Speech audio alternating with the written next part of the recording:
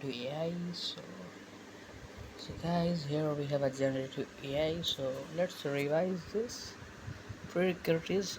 If you want to start your Gen AI, then you have to know something like Python programming, machine learning fundamentals, deep learning concept, understanding of transformers, basic NLP like tokenization and embedding. So you have to know these things. Okay, so here is some important phases before starting. So phase one is like research layer, and second is bedrock models, and three providers, and four, this is where you comes in picture. You're going to use these LLMs models and create some great AI applications. So if you are like using LLM models, then that's basically generative AI. Generative AI is uh, not doing anything from the scratch. So you have already a pre-trained model. So you have to only know that how to use these pre-trained models like LLM models. So that's basically what generative AI. So phase one is like research layer. So here, like researchers research something. They do mathematics, then they research. Then we have a bedrock model. They develop bedrock models, and then we have the companies came and they spend some money. Then they create bedrock models. Then they provide their models GPT, and now providers is going to provide AI models like GPT, Gemini. So these are the providers like OpenAI, Google. So then we have a plan of action is what like LLM Foundation, RAG system, agentic AI project and deployment. So first we have to understand that what is actually a LLM. So large language model, now we have to break it. Okay, so large means it is trained on a huge amount of text data like books, website, Wikipedia articles, codes, conversations, etc.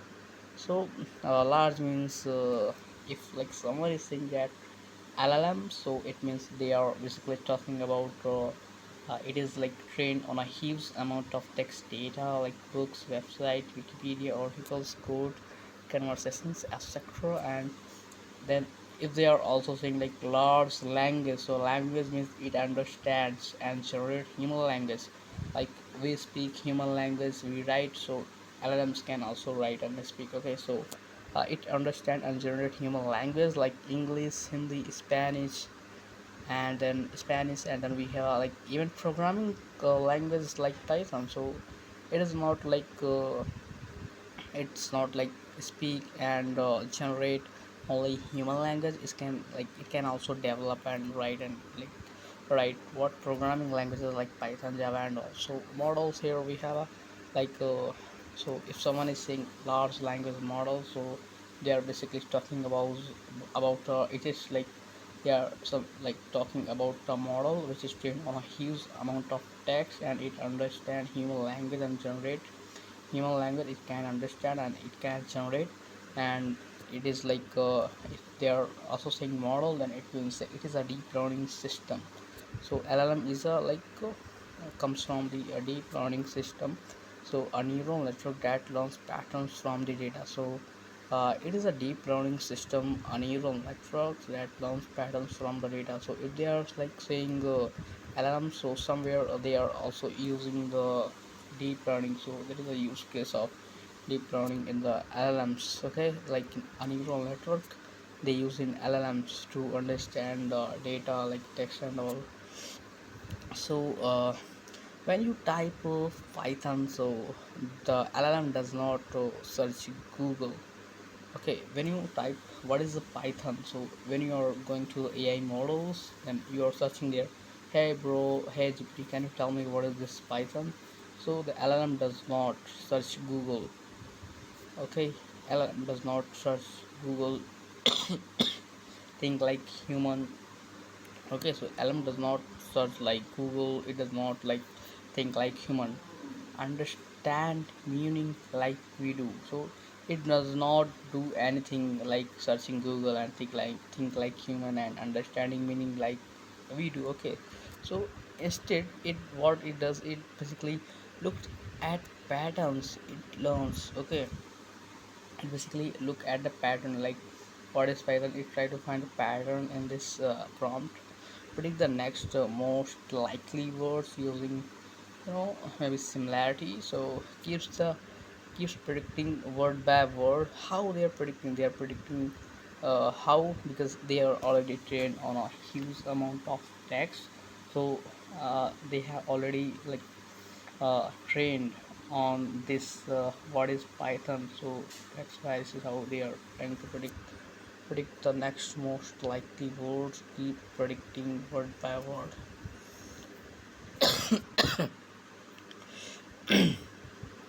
Some popular LLMs like GPT models, Gemini models, Llama, Claude, Grok, Mistral, etc. So here Mistral is like free. Some popular LLMs we have like GPT models, Gemini models, Llama, Claude, Grok, Mistral. You might have seen or heard about these large models. In generative AI, we don't build them from scratch. We learn how to use these pre-trained, pre-built LLMs effectively. Okay, so uh, maybe you heard, maybe you have like seen that we have a large language model. So you know these are large language models, but in generative AI, we don't build them from scratch. We learn how to use these pre-built LLMs effectively. So you might have seen or heard about these large models. In generative AI, we don't build them from scratch, like doing from everything, like from the starting, like developing the GPT, like training them, okay, from the scratch. So we are not going to use them. That's why generative AI is like very good technology, because we are not going to build them from scratch. We learn only that how to use these pre-trained or pre-built LLMs effectively. Okay, but how to use these models? So you can see that every provider is like providing their own code structure. So their SDK is like different. There you can say their structure of the code is like different here. Okay, like from OpenAI, import OpenAI, and then a client OpenAI, send request, response. So this is like a structure given by the provider, which provider? OpenAI. So then we have in the Gemini, like if you want to use the API key of the Gemini, then you have to use this type of code. Like their SDK is like different from the OpenAI. So here they are saying import Google dot generative AI as Gen AI import OS. So if you want to use Google Google's API key, then you have to write these type of things. And if you want to use OpenAI, then you have to write like this. So okay, so every provider is providing their own SDK here. So then we have a Claude here.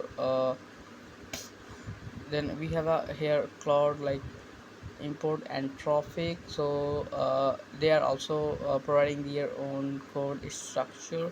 So every provider is providing their own SDK. So here we have a different thing, like here code structure is like different. Every company's code is different. So how to like overcome from this? So it's like we have to remember all the code or all the codes of the companies. So it's very difficult, bro. It's very difficult how to overcome from this. So every provider has a different SDK, different syntax, different response format, how do we build scalable AI application? LangChain is the solution.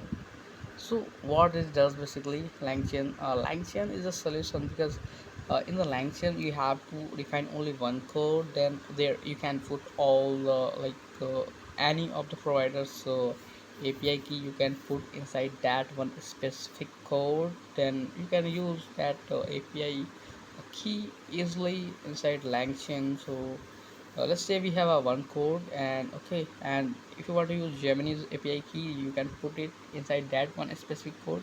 And if you don't want to use Gemini API key, you want to use OpenAI, then you can also put that OpenAI inside that one specific code. So you can see we have only one specific code which like comes inside the Langchain. So Langchain is a solution, and it like also provides something what component. So it has a components like models from chains, memory, indexes, agents. What it does, models means the models are the core intelligent layer. They generate text, embedding, or other output. Okay, so models are the core intelligence layer. They generate text, embeddings, or other outputs. They connect your application to LLM providers like OpenAI, Google, DeepMind, and Tropic. So what is models? Models are the core intelligent layer. They generate text. Like we have a GPT is a like kind of model, so they generate text, and then they can also like generate embedding. So we have embedding models. So or other outputs, they connect your LLMs. They connect your application to the LLM providers like OpenAI, Google, Anthropic, and all. So in practical generative AI, there are mainly three important types of models. So if we like talk about in practical generative AI, so we have only three important types of models, which is chat models or language model you can say, which basically generate text, answer questions, write codes, summarize contents. And talking about the embedding models, convert text into numbers like vector used in search, and RAG help find similar content. So that's fantastic. Like we are converting the text from text to numbers, then we are using that number like storing in vector database and finding some similarity using the query embedding. So that's fine. So multimodal, we have a multi-modal models, which is like work with more than just text, can process image, audio, or file. So multi-modals are those which not only can generate text, they can also like process like images, audio, or file. So then we have prompt is a like instruction we give to a language model. So what is prompt is like anything that we are like giving to the LLMs. So if you're writing any input text to the LLM so that's basically a prompt. So good prompt gives you good response. So it tells the model what to do, how to respond, and what format to use. So without prompts, the model has no direction. Now, LLMs are powerful, but they are not mind readers. So LLMs are powerful, but they are not mind readers. We have to make them that they can do whatever we want. So quality of the output depends on how clearly we instruct them. Better prompt, better output. So if you want to get like better response from the LLMs, so we have to use the good prompt. We have to tell them everything like what we basically want, in what in which format we basically want the response. So LLMs are powerful, but they are not mind readers. So they have a power, but we have to use that power using the best and better prompt. So the quality of the output depends on how clearly we instruct them. So better prompt, better output. Prompts, like we have different types of prompts. So types of prompt is like simple prompt, just a direction, just a direct instruction. Okay, simple prompt, like people always go with the direct prompt because they don't know prompt engineering. So types of prompt we have like simple prompt, just a direct instruction. Explain what is machine learning, basic, straightforward. So that's basically a prompt which is like basic and straightforward. They are only writing, well, explain what is a deep learning, what is a machine learning, what's a gradient descent. So that's a basic prompt. So what is like a good prompt? So we have to use the system plus user prompt. So system means what here? We are like telling everything. We are telling like setting behavior. like, hey bro, you are a helpful AI teacher, and you have experience of 10 years in data science. Teach me this topic like numpy in simple English word in simple way. Okay, so this is like a good format of good prompt. So system basically what sets behavior, and user means ask questions. So system, if you're writing a prompt like this, system, you are helpful AI teacher. User basically what does user, in the user you are writing explain LLM in simple terms. In simple terms, system controls tone and style. Okay, then we have a third type, which is prompt template. So instead of writing prompt manually every time, we create a reusable template. Okay, so instead of writing prompt manually every time, we create what we get reusable template. What is like reusable? We create reusable template. So instead of writing template manually, every time we create reusable template. What explain topic in simple terms. Now you can replace topic dynamically. Okay, so this is useful in application. Explain machine learning in simple terms. Now you can replace topic dynamically. Explain instead of writing prompt manually every time, we create reusable templates. So prompt template like means instead of writing prompt manually, we can every time we can create a reusable format of template. So instead of writing template, or instead of writing prompt manually every time, we create reusable template. Explain gradient descent in simple words. Explain machine learning in simple words. Now you can replace topic with dynamically. So this is like useful in application. And the fourth one is like structured output. So you know what this you use when we want JSON output, bullet point, fixed format. So example, we have response in JSON format with keys definition example. This makes output machine readable. So the JSON is like machine readable, and here we have like structured output used when we want JSON output. Okay, so we use it structured output used when we want JSON output. Okay, used when we want JSON output. Used when we want JSON output. Wow, bullet point. So structure output is like that's the best because here we can define, and we want answer response in JSON format with keys. Defining example, this makes machine readable. It's fine. JSON is like used in what they use in Pydantic, where we in Pydantic basically Pydantic is a concept where basically we forces the LLMs, or we forces the AI models to follow the schema. So they follow the schema, they follow the JSON, they return us the answer in JSON format by following the schema. So what is chain? Chain is a sequence of steps connected together. Instead of one prompt, one response. So instead of one prompt, one response. Okay. So we create step 1, step 2, step 3, step 4. In the fourth step, we are going to get final output. So change the sequence of step. Change is a sequence of steps connected together. So change the sequence of steps connected together. One prompt, one response. But we are creating multiple steps, and we are getting final output. That's great.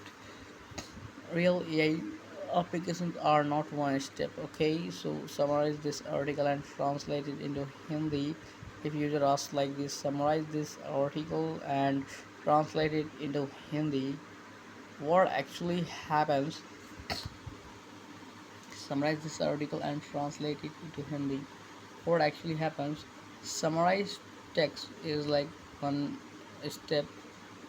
Translate summary, then return result. So these are the like these are the steps. Then that's a chain. So memory, then we have a memory allow the AI systems to remember past interaction. Without memory every message is treated independently. With memory, a model can use previous context.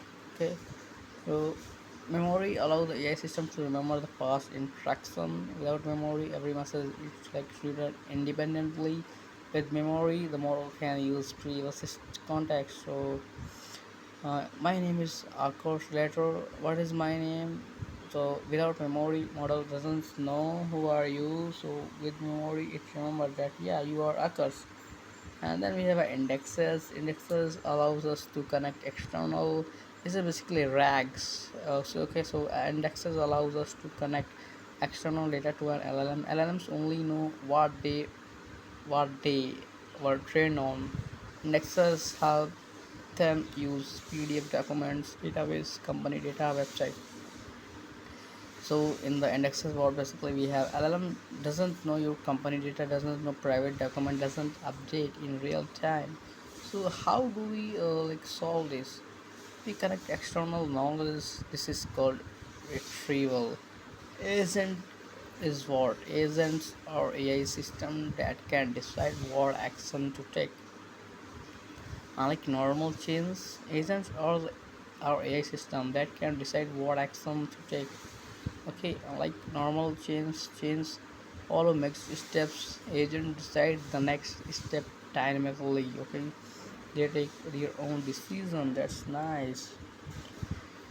Then we have a normal llm user prompt response. But if the task requires searching the web, doing calculation, calling an api, using a database, the llm alone cannot do that. It needs to. Okay, it needs tools. So if you need everything at once, so you can use agent like.